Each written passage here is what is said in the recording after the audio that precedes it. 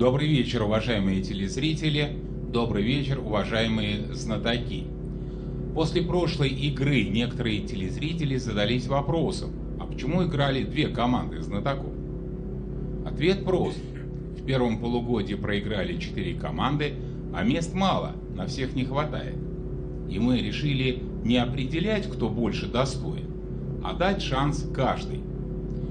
И сегодня нас вновь ждет игра двух команд. Против телезрителей сегодня играет команда Андрея Козлова. Михаил Мун, Елена Александрова, Алексей Бакуменко, Михаил Скифский, Алексей Капустин, Владимир Антохин. Эта команда сядет за стол позже, а начнет игру команда Николая Рускина, Полина Гриневич, Александр Толмачев, Павел Ячменев, Яков Новиков, Павел Журавлев и капитан команды Николай Рускин.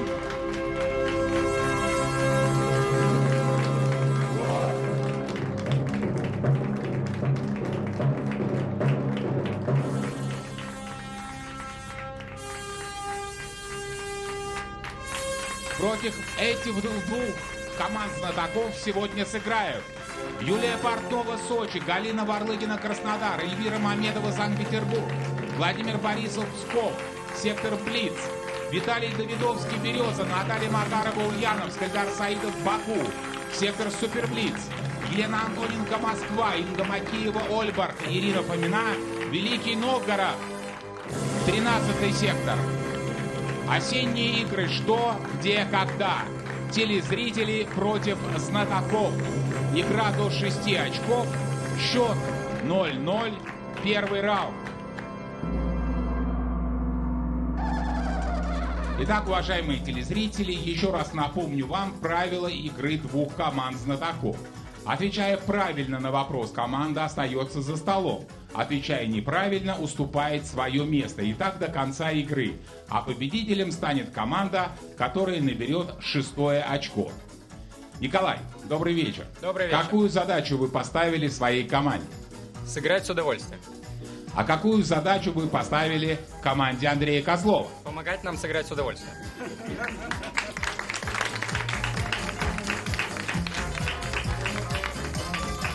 Тринадцатый сектор. Интернет против знатоков. Итак, в 13-й сектор поступило 10 353 вопроса, и сейчас компьютер выберет один из них. Против вас играет Екатерина Белова из Москвы. Внимание, вопрос. Полное имя бразильца состоит из 3 частей. Личное имя, 3 точки и фамилия отца. Назовите неизвестное. Имя матери, фамилия матери или имя матери? Какой-то известный бразилец должен быть. Ну, там, Габриэль Гарсия Маркес, например. Ну, то есть что-нибудь в этом духе, да? А у футболиста Пеле у него там сложное имя какое-то. Возраст или год рождения. Не, там, скорее всего, слово обычно. Ну, то есть Может, имя просто все-таки Пеле? звучит хорошо. Может быть, что, почему Пеле? Пеле это прозвище просто. Что-нибудь связанное со знаком зодиака, может быть, что-то такое? Россия не очень вяжется, не очень традиционно. Всего 12. Сейчас, вот если с матерью, Имя старшего смотрите, ребенка? есть отец, ну а если он и так старший? Имя матери или фамилия Кажется, что матери? имя. Потому что фамилию ты передаешь по наследству, а имя матери ты оставляешь. А у них, вы никто не знает, да? Отца взять фамилию, С матерью какая же фамилия? Габриэль Гарсия Маркес. Гарсия все-таки, по-моему, имя. Поэтому хотя бы что-то взять от отца. Фамилия отца, имя матери. Да, Ответишь? фамилия потом передается. А Яш, ответишь? Да, хорошо. Имя матери. Да. Отца нет. Фамилия отца. Дедушки? Отчество. Не, ну нет, фамилия у дедушки такая же, а вот имя дедушки, может быть? Имя дедушки. Итак, пора отвечать. Кто отвечает сегодня на первый вопрос? Ответит Яков Новиков. Прошу вас, Яков. Мы считаем, что полное имя бразильца состоит из 3 частей. Личное имя, имя матери и фамилия отца. А теперь, внимание, правильный ответ. Фамилия матери. К примеру, Габриэль Родригеш Алмейда. Все-таки фамилия. 1-0 в пользу телезрителей. Господин Рускин, вы должны уступить свое место команде Андрея Козлова. Смена состава.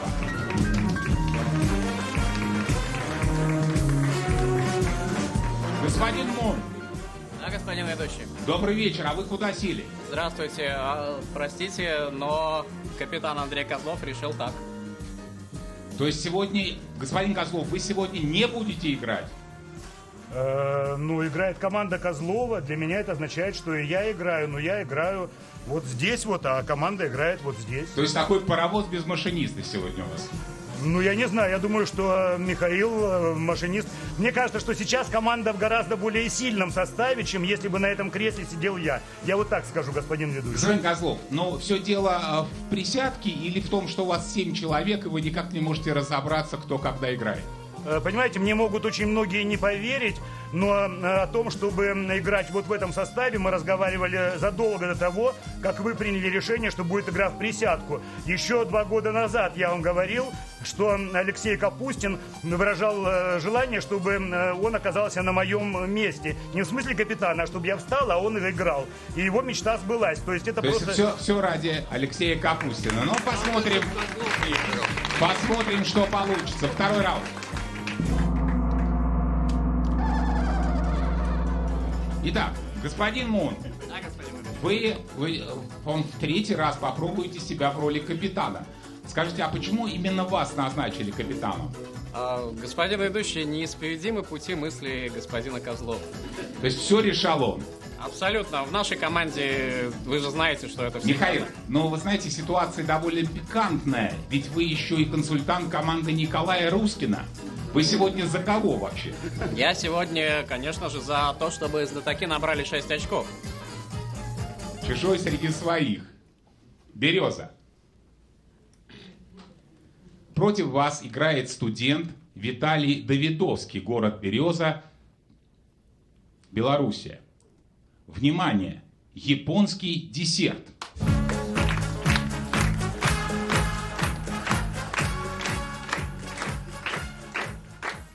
Господин Мун, перед вами кекс, придуманный в 20-е годы прошлого века в Японии. Внимание, вопрос. Если хотите, можете попробовать. Спасибо, с удовольствием. Почему этот кекс японцы назвали Сибирь? Смотрите, Белый типа снег. творога, желе, творог, желе, творог. То есть белое, красное. Снег и кровь или снег и что? Вот. А что еще? Что из Сибири? Сибирь. Им из Сибири приходит. Иероглиф такой у них. Может, это 3? И что это? Ну они одинаковые. Слушай, по вкусу еще. Я говорю, творог и желе. 2 и 3. Желе какой-то В ягоды. Сибири снег, мамонты. А может мерзлота там какая-нибудь? Я думала, мерзлоту напоминает? еще думала на пианино. Откуда они похоже. знают про Сибирь вообще? По Что они форме. могут знать? А флаг у них был так. Там, не знаю, соболь, снег, что еще? На эту, на матроску еще похоже. Снег и нефть. Ну, подождите, ну вот... Ну, они- 20-е годы нефти не было в еще не Сибири. знали. Лес, рыба. Красная рыба. Байкал, Сибирь. Сибирь, Байкал. Красный или Что он глубокий, слоистый. Что японцы знают про что-то Сибирь? рис, си, там, например, имбирь, например, вот. Ну нет, не то. Ну еще, давайте. Итак, Господин ведущий, мы попросим помощь клуба, если вы не против. итак, уважаемые знатоки и гости нашего клуба, у вас есть 20 секунд, чтобы помочь команде. Рельсы, трансит на снегу. Рельсы на снегу. Это рельсы. Отлично. Там Япония как раз. Отлично, спасибо. Господин ведущий, мы ответим. Спасибо клубу. А если кекс положить на бок, что мы, конечно, должны были сделать сами. Вы просто голодными пришли. Да. Если кекс положить на Все бок, ели всю да, минуту. то мы видим рельсы на снегу. Соответственно, это намек на железную дорогу, Транссибирскую И магистраль. помогли вам Максим Поташов и Николай Рускин. Николай Рускин вы сами придумали? Или Максим Поташов помог? У меня ощущение, что я слышал эту историю уже. Так что мы независимо. 1-1. Телезритель Виталий Давидовский получит от Альфа-банка 100 тысяч рублей как компенсацию, потому что знатоки ответили на вопрос только с помощью клуба.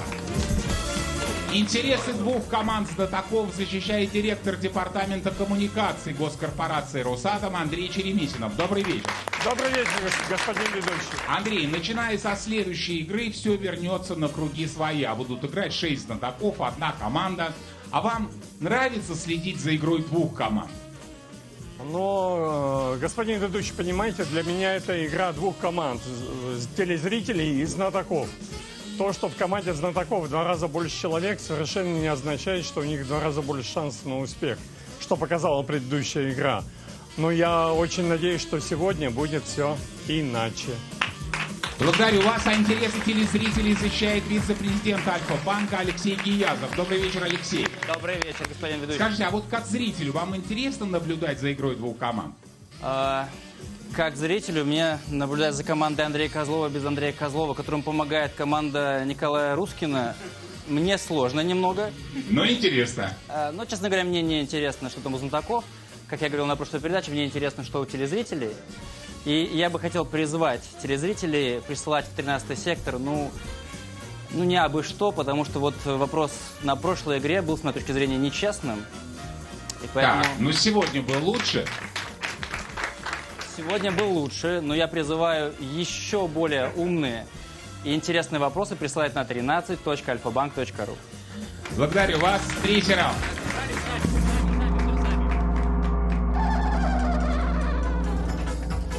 Уважаемые телезрители, в этой команде играют 4 обладателя хрустальной совы. Михаил Мун, Алексей Капустин, Елена Александрова и Владимир Антохин. А самый титулованный игрок команды Козлова без Козлова – это двукратный обладатель хрустальной совы Михаил Скипский. И сегодня он проводит 50-ю игру в нашем клубе и получает памятную медаль. Михаил, я вас поздравляю. Теперь в клубе пятидесятников 12 знатоков. Можете играть 2 командами. Ульяновск. Против вас играет сотрудник банка Наталья Макарова из Ульяновска. В одном пособии телезрительница Наталья Макарова нашла несколько способов. Один из которых такой. Повторяйте за нашим распорядителем. Делай 1, делай 2, делай 3, делай 4. Еще раз. Делай 1, делай 2, делай 3, делай 4. Закончили. Движение надо делать быстро, примерно 80 раз в минуту. Внимание, вопрос. Что описывается в этом пособии? Доение. Доение. Как Доение. Это Я доение Нажимать, да? Ну да, есть вот так вот, есть вот так. А вот как бы как раз она именно протекает по низу. Да, Волынка или свирелька. Какая-то музыкальная... Ну зачем быстро именно? Другой музыкальный инструмент какой-то. Способы 4 есть. Флейте, на флейте ты там, например, зажимаешь. Не, близко все будет. Арфа, струны. Перчатки надевать. Очень много. Ты пальцы не так идут, с той стороны. Быстро и сверху вниз. Деньги считать, она сотрудница банка. Что идет быстро? Машинки везде Что стоят. идет быстро, сверху вниз. Быстро, сверху вниз. Гармонь. Да-да-да. Или, например, бок еще может быть, ну играешь еще. Не, он же показал так. Да-да-да. Ну ты так разминаешься, а на самом деле вот так вот работаешь. Нет, способ. Счеты, работа на Короче, счетах. на клавиатуре ты, например, что-то печатаешь еще. Туда-сюда. Леша, что думаешь?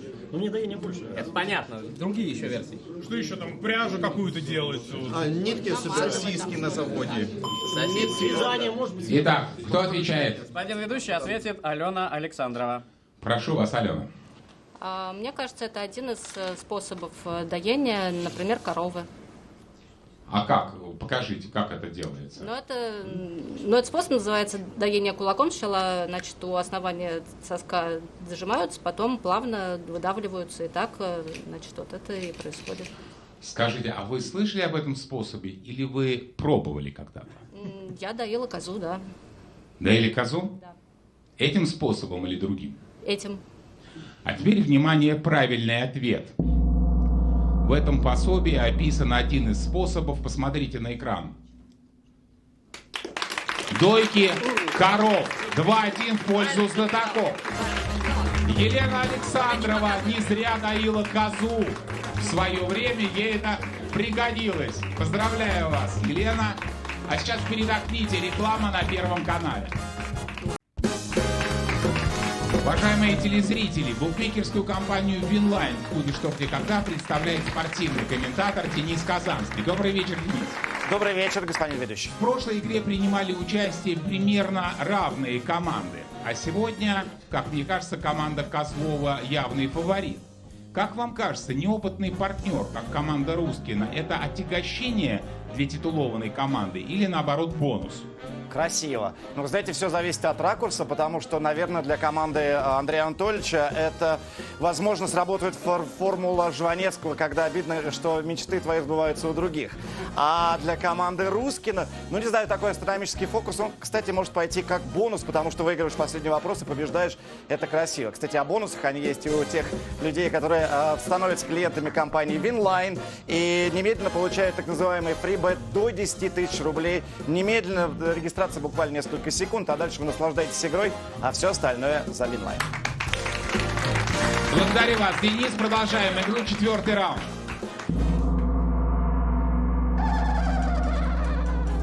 Уважаемые телезрители, в осенней серии этого года все команды знатоков, которые сумеют одержать победы над телезрителями, получат право сыграть в главной серии сезона — зимней серии. Господин Антохин, а как вам кажется, команда Рускина сегодня для вас бонус или наоборот? Они в любом случае наши коллеги, а там уж бонус. Кто кому бонус? А вы для них бонус? Мы для них тоже коллеги. А как вы... извините, по-моему, Волчок остановился. Санкт-Петербург. Против вас играет экономист Эльвира Мамедова из Санкт-Петербурга. Внимание, вопрос. Что олицетворяет античная скульптура, которую вы видите на экране? Очень много детей. 7, 8, 9, 10. Год и месяц. Год и месяц. 16 детей. Притоки, чьи-то река и притоки. Да, это Средиземное море. Нет? Это общая форма Средиземного моря. Это города, которые кормятся. Колонии греческие. Да, и греческие колонии. Да, Средиземное море и греческие колонии. Вот и там Сфинкс — это Египет. Сфинкс — это Египет. Сфинкс — Египет. Ну вот справа. Справа в углу. А может тогда это Нилы какие-нибудь речки маленькие? А может это Нил? Нил и притоки какие-то другие, которые реки впадают в Средиземное море. Но все-таки больше на море. На море лучше, да. Не, ну море и города. А там столько впадает все-таки? Я не знаю, сколько угодно Не впадает. впадает, это города. Это, конечно, не реки. Конечно, Они не кормятся от реки. него. Снизу там особо ничего не впадает. Это же низ, если это Африка, там ничего не впадает. Ну, в таком количестве. Подожди, Да они кормятся. Тогда это... формулируй. Итак, надо отвечать. Кто отвечает? Господин ведущий, я попробую ответить сам. Прошу вас, Михаил. Нам кажется, что эта скульптура олицетворяет то изображение Средиземного моря и окружающих его земель, которое было известно древним грекам. То есть древние греки вот так вот видели на своих картах Средиземное море, и, соответственно, вот эта скульптура похожа на него. Теперь, внимание, правильный ответ. Михаил, хочу понять вашу логику. То есть, то, что господин Антохин сказал, что там сфинкс, Ну, сфинкс а это, то, что сфинкс это сказал тема Михаил Скипский, что тогда это Нил, вас совершенно не смутило, и вы настояли на своем. Я наставил на своем. Но в правом нижнем углу действительно сфинкс. Значит, скульптура имеет какое-то отношение к Египту. Египет выходит на Средиземное море тоже. Эта скульптура, Михаил, не спорьте, она посвящена Нилу. Младенцы вокруг — это локти Нила, уровни подъема реки во время разлива. Но я это не спрашивал, вам можно было ответить просто Нил. Древние египтяне Нил обожествляли. Кстати, господин Друзь, вы тоже не ответили на этот вопрос? Не, он взял с пальца, вы что? Да? Просто копия этой скульптуры находится в Музее изобразительных искусств имени Пушкина. Я чувствую, что мне скоро знатоков придется повезти туда на экскурсию. Господин Мун, пойдете со мной? С удовольствием, господин. Ведущий, фотография этой скульптуры приводится в книге «Мифы Древней Греции» Куна. А вы в каком возрасте, Александр, ее читали? Это было настолько давно, что я уже не помню. Ну, примерно хотя бы. Ну, примерно 47 лет назад. До 50 чуть-чуть не дотянули. Счет 2-2. Смена состава.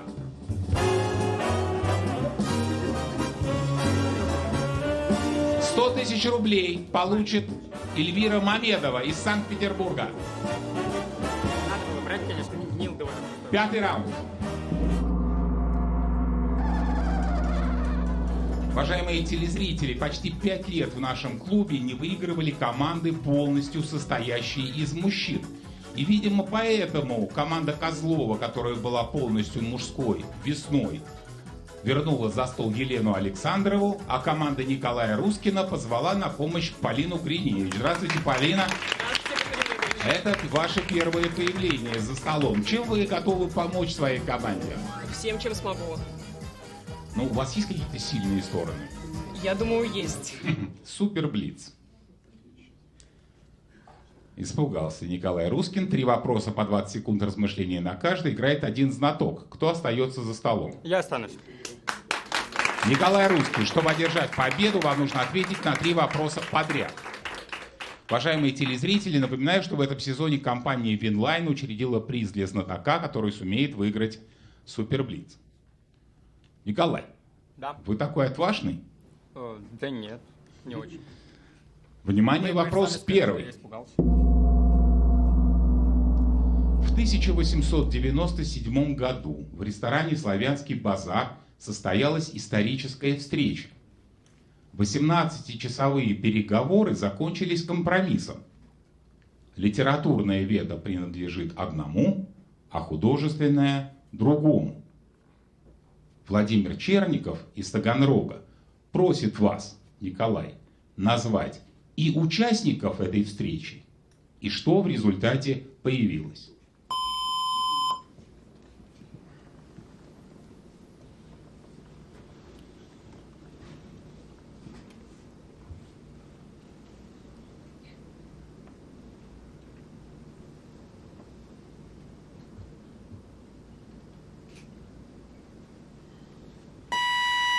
Прошу, Николай.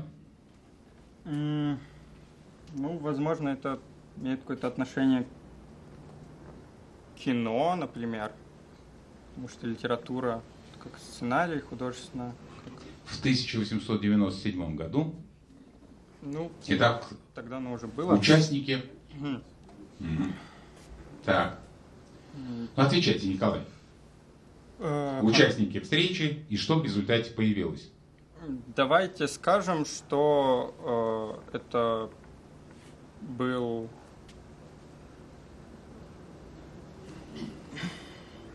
Но у вас нет ответа, да?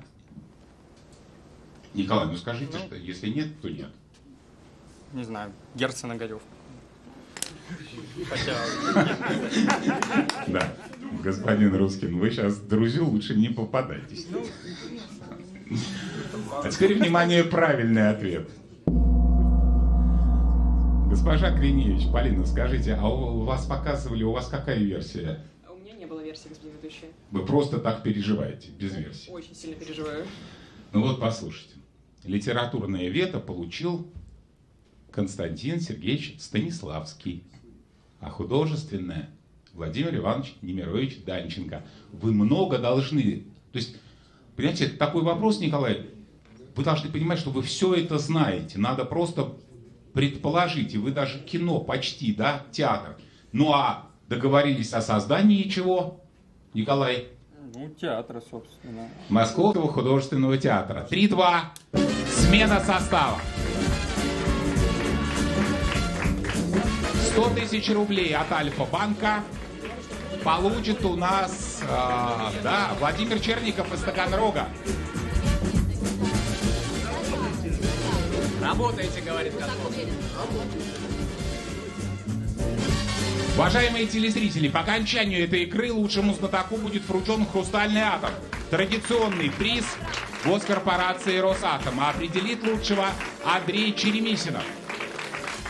Андрей, а вы не думали над тем, чтобы при игре двух команд вручать 2 приза игроку, по одному игроку каждой команды. Господин ведущий, все-таки игра одна, и в игре бывает только один лучший игрок. Если играет 2 команды, то все равно игрок один. Если 3, то все равно один. Все равно. А если 4? То 1. 6-й раунд.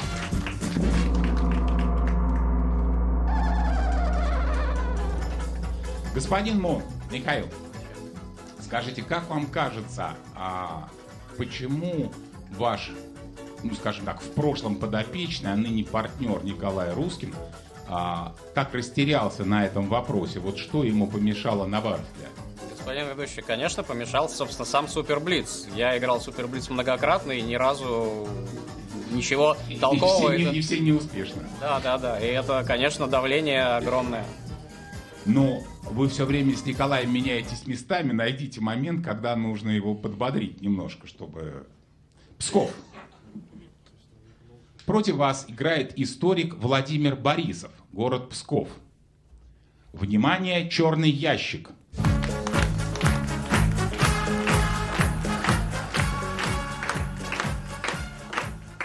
В 1943 году один военно-морской инженер работал над устройством, которое должно было гасить вибрации судовых приборов во время качки. Он случайно уронил одну из деталей, и в этот момент ему пришла в голову идея одной незатейливой игрушки. В черном ящике сейчас и подобная деталь, и сама игрушка. Внимание, вопрос. Что же в черном ящике? Досрочный ответ. Досрочный ответ. Так. Отвечает Владимир Антохин. Владимир Антохин. Так, что же в черном ящике? Деталь — это пружина, а игрушка — это слинки, так она называется. Ну давайте посмотрим, что в черном ящике. Инженер уронил, посмотрите, пружину. Она упала, отскочила, перевернулась, и так была придумана игрушка слинки. Вот она так прыгает, ее еще называют шагающая пружинка. Владимир Антохин, 3-3.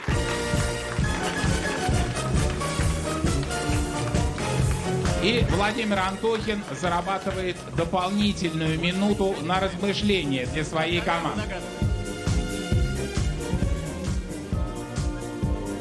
Седьмой раунд.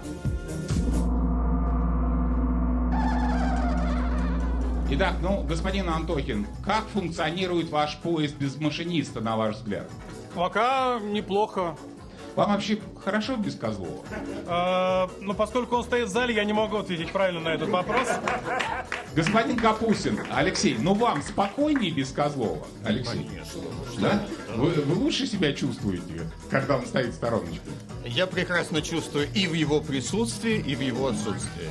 Алексей, а то, что, казалось бы, интеллектуальное занятие, сейчас я закончу, блиц, интеллектуальное занятие сопровождается еще такой зарядкой, сели-встали, вас не утомляет? Пока нет. Нет, вы спортивный человек, мы знаем, а сейчас блиц. 3 вопроса, по 20 секунд обсуждения на каждый. Чтобы заработать очко, вам нужно ответить на 3 вопроса подряд. Внимание, вопрос первый. Людмила Сизова из Омска попросила показать вам фотографию, сделанную в одном из городских парков Кургана. Посмотрите. Столы и стулья закрепили неподвижно, но любители шахмат сюда не приходили.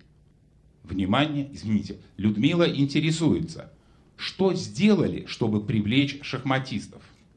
Развернули на 90 градусов, доска неправильно стоит. Доска стоит неправильно. Черная диагональ должна вот так идти.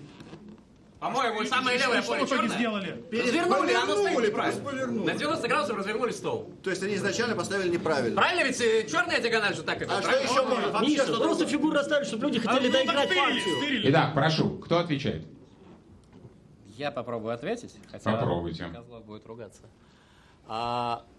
Я в детстве занимался шахматами, я, конечно, могу забыть, но, по-моему, на шахматной доске черная диагональ идет вот так, слева снизу направо вверх.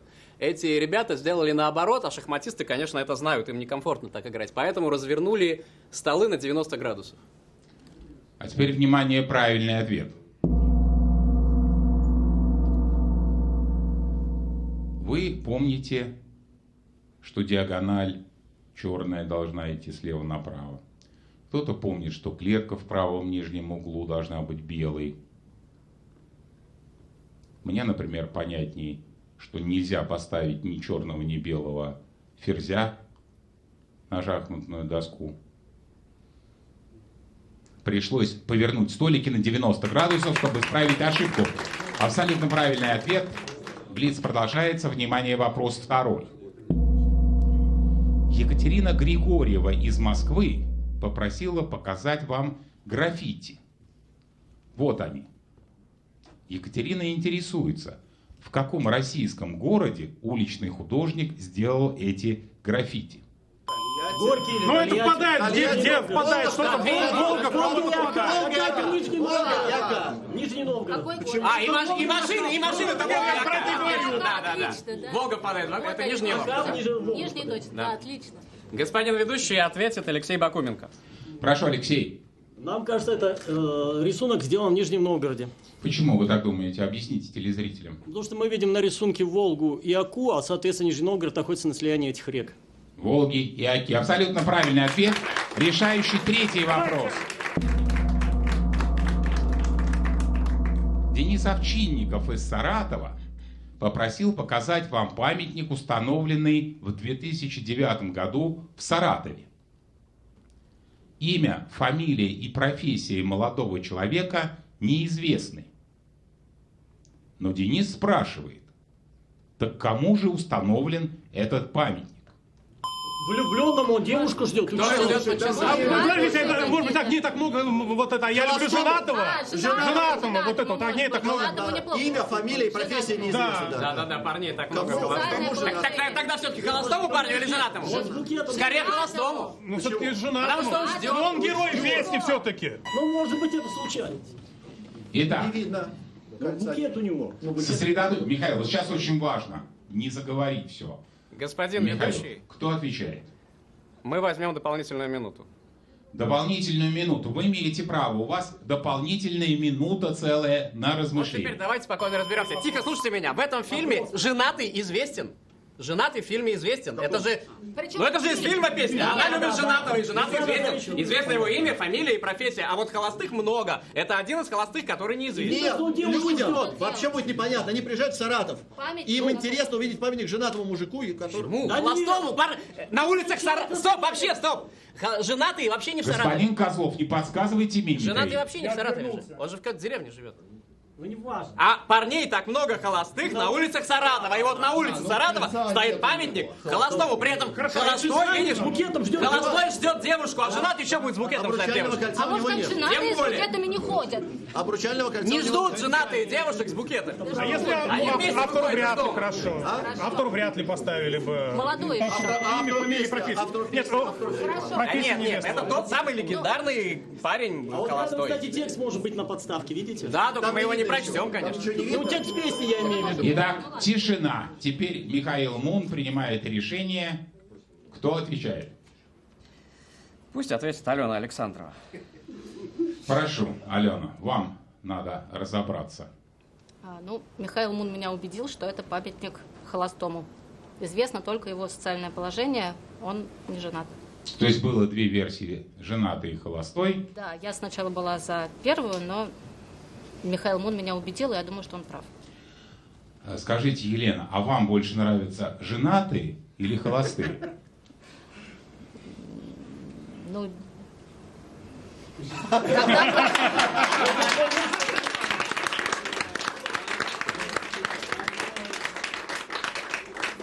В данный момент женатый мой муж. А теперь, внимание, правильный ответ. Господин Мун. Да, господин. Но молодой человек с букетом явно пришел на свидание. Как сказала наша с вами общая знакомая, женатые с букетом под фонарями не стоят. Послушайте. Огней так много золотых, на улицах Саратова парней так много холостых. Несмотря на то, что любит женатого, памятник все-таки холостому. 4-3 в пользу знатоков.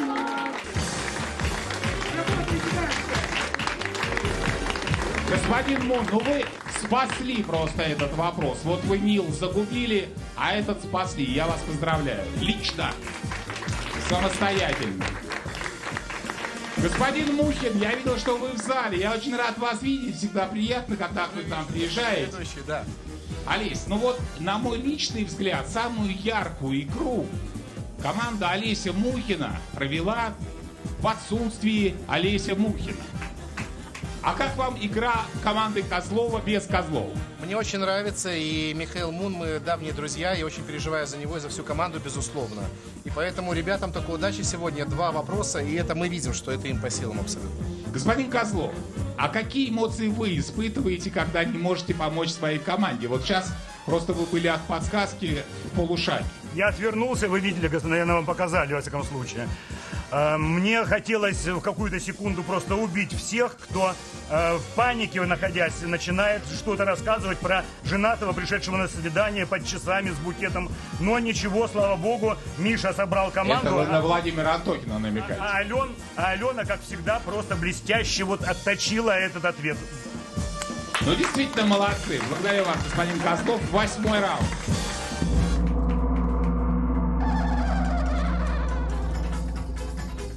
Господин Антохин, господин все-таки какое счастье, что господин Козлов не может до вас дотянуться. Он помнит, что я боксер, это его немножечко останавливает, наверное. Нет, не останавливает. Владимир, скажите, ну вы дадите сегодня команде Рускина еще поиграть? Ну, посмотрим, господин ведущий. Хотите прям вот пройти до конца? Хотелось бы, если честно. Ну, блиц, это было здорово. Так, давайте сверху посмотрим все-таки. Великий Новгород. Против вас играет менеджер Ирина Фомина, город Великий Новгород. Один английский журнал в прошлом году провел опрос среди читателей. Общими усилиями искали замену для одного выражения, которое стали с трудом поднимать подростки.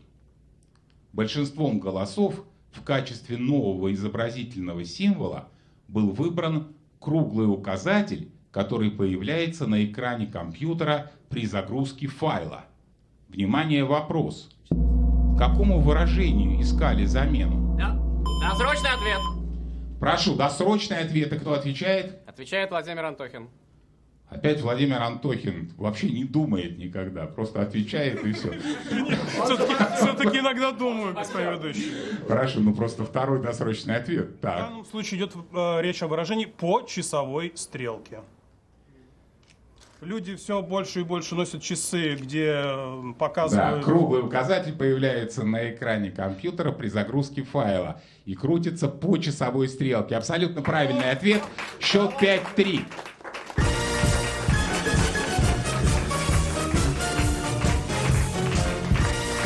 Господин Казанский, итак, подходит к концу вторая игра, в которой участвуют 2 команды знатоков.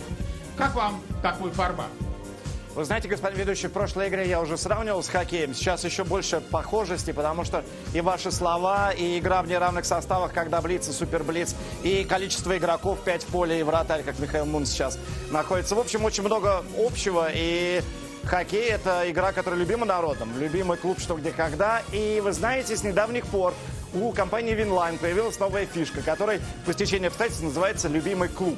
Суть ее в том, что человек выбирает любимый клуб, и процент от игры на этот клуб, причем неважно, ставка какая, сработала или не сработала, идет в так называемый накопительный фонд команды. Уже более 600 тысяч человек принимают участие в этой истории, в любимом клубе, а общее накопление порядка 20 миллионов рублей. Сами болельщики потом решат, как распределить эти деньги. Благодарю вас, Денис. А болельщики знатоков могут пока перевести дух, пока идет реклама на Первом канале. Счет 5-3, и мы начинаем 9-й раунд.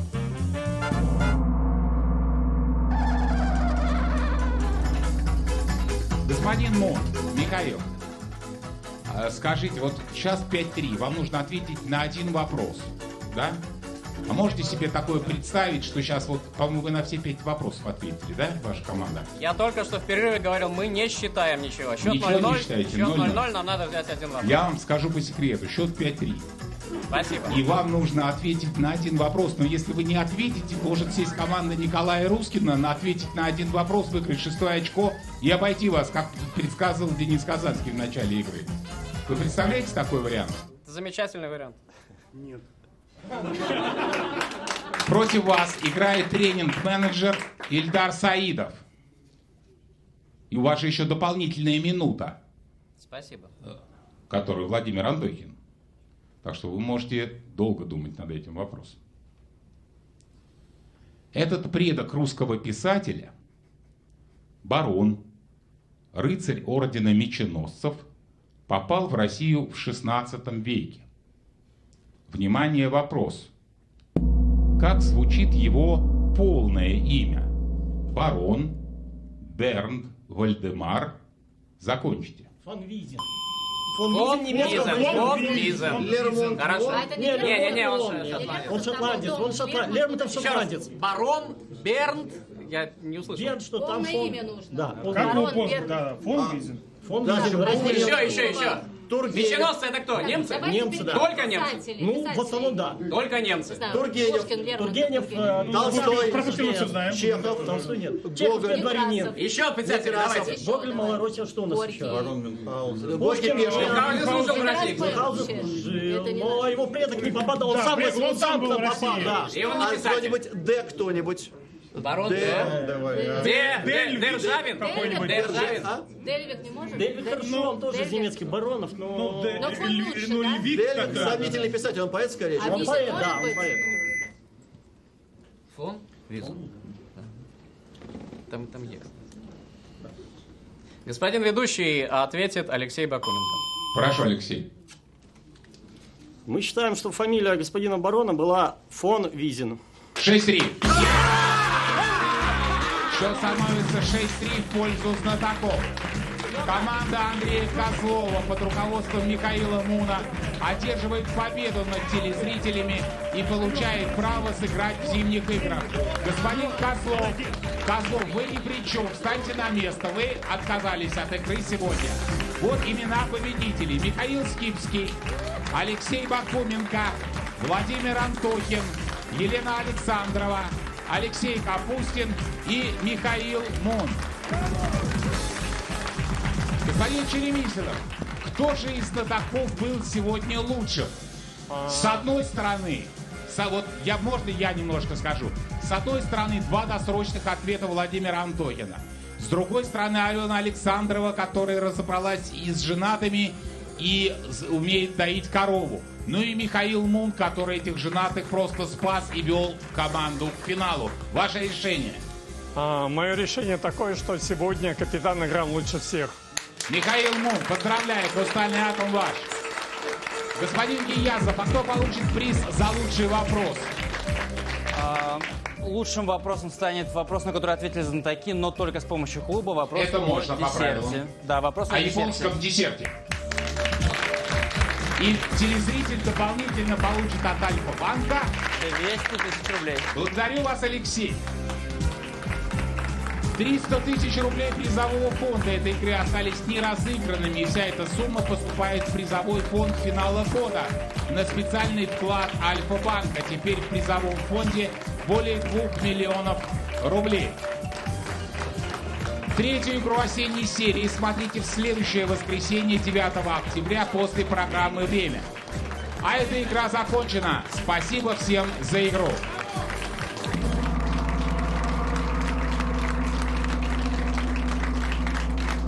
Господин Мун, какое у вас впечатление Господин от ведущий, роли капитана, от такой игры? во-первых, вы всю игру говорили, я не согласен с вами. Андрей Козлов очень помогал, его энергетика нас заряжала. Я думаю, что Андрей Козлов не нуждается в поддержке. Спасибо. Впечатление фантастическое, но, конечно, я мечтаю о том, когда Андрей Козлов вернется в это кресло. Господин Рускин, Николай, вам практически не дали поиграть. У вас есть какой-то зуб на Михаила Муна. Тренировал, а поиграть не дал. А это он волчок подкрутил, да? Нет, это вы на вопросы не ответили. Тогда к Михаилу Муну у меня, конечно, никаких вопросов и претензий. Они выиграли честно и справедливо. А сейчас на Первом канале церемония награждения Art Masters в Большом театре. Наука и знания переступают пороги столетий. Росатом. Корпорация знаний.